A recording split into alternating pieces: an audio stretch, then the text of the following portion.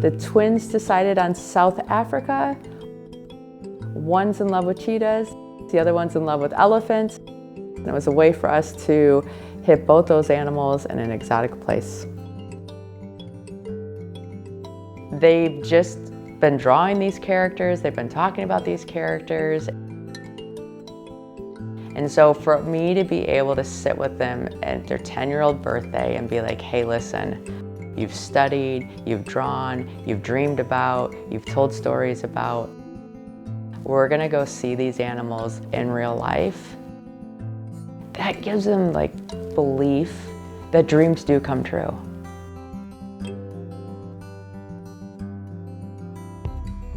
And so for me, it's about exploring the environment.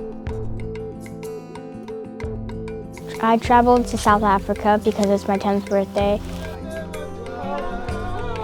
And I came here to learn lots of things about different animals. So when it came an opportunity to go to South Africa where we could see both of their favorite animals in real life and getting out into the wild. I mean, what 10-year-old dream doesn't want that to happen? So we went to the game reserve, and that was a fascinating experience because the area is so large that it's a self-contained ecosystem. We got to do a game ride. The animals here are really cool. I believe animals are wild for a reason. And so in the United States, it's really hard to see these animals in environments that are natural and feel okay. So the unique thing about the safari experience is you're not in a zoo. You're in their land. They're protected in these programs. Fascinating how important it is to have these safari locations. They're not feeding them, they're feeding off of each other. They might be managing the herds or inbreeding or different little aspects of it to keep all the animals safe. And so we have to keep still a distance from them that's safe and healthy. We have to respect the animal. Julia, since she could talk, would tell you her middle name was Elephant. I don't even know where that came from, but that was her. Oh my God. I got to see an elephant, my favorite animal. I just liked them since I was a kid. They're like giants to us.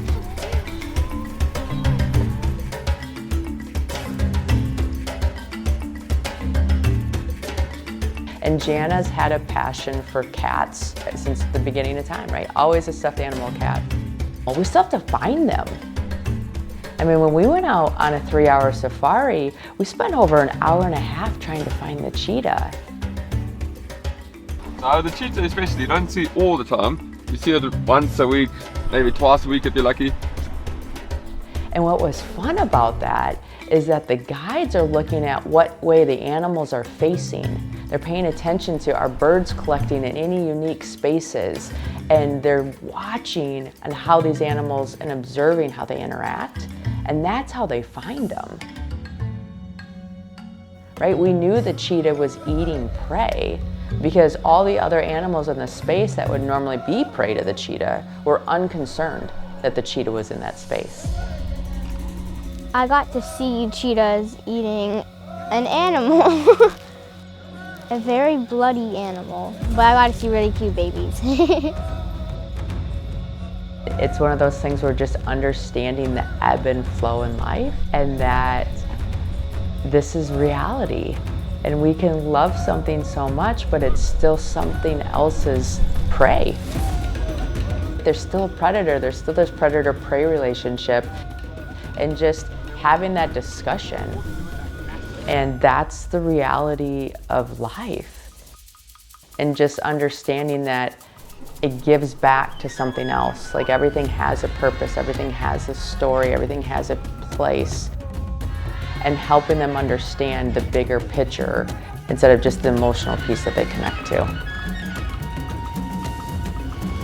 So being able to come to South Africa where you have sanctuaries, where you have places that are rehabbing injured animals and really being conscientious of the impact that human interaction has with them, it feels like something I can safely support.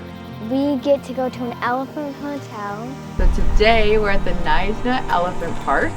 Elephant. I mean, even the elephant encounter, we're not allowed to touch the elephants. We're not allowed to ride the elephants. I think that's magic because they're not made to be ridden by humans. It's huge. It's really, really big. Their skin's really rough. There's all these wrinkles in it. Like you would think it would be softer, but it's hard, and I just think that's kind of cool. It's very different from lots of other animals. I think it's funny how they take mud baths. Today we are going to go on a walk with the elephants. Walking next to Cheetah.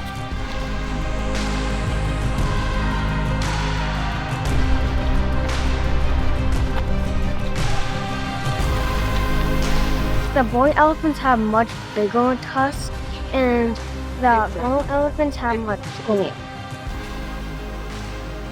They're very interesting, very different from other animals. As a nose, they have a giant trunk, which most animals don't. Really calm. They're very kind to other animals. They're never really fighting. In the truck. They love to eat. Yeah, they're really cute. I love them.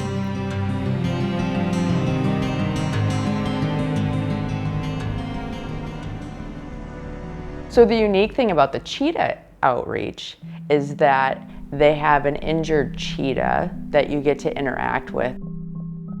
So when you pay for that experience, that money goes to protecting cheetahs and their species worldwide.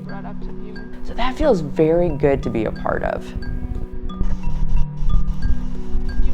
One of my favorite animals was learning about was the cheetah. The one you could interact with and touch its hind section of its body. And this one particular cheetah that had been normalized for him. That was considered an ambassador for the cheetah species. I learned quite a lot about the cheetah. They can run up to 60 miles per hour in 3 seconds. But I also love how they have like body parts that are meant to help them stop really fast. And the lines on their face are meant to keep the sun out, and I think that's cool. That connection with that animal, that education, those kids will carry that forever. I love being able to see these beautiful animals.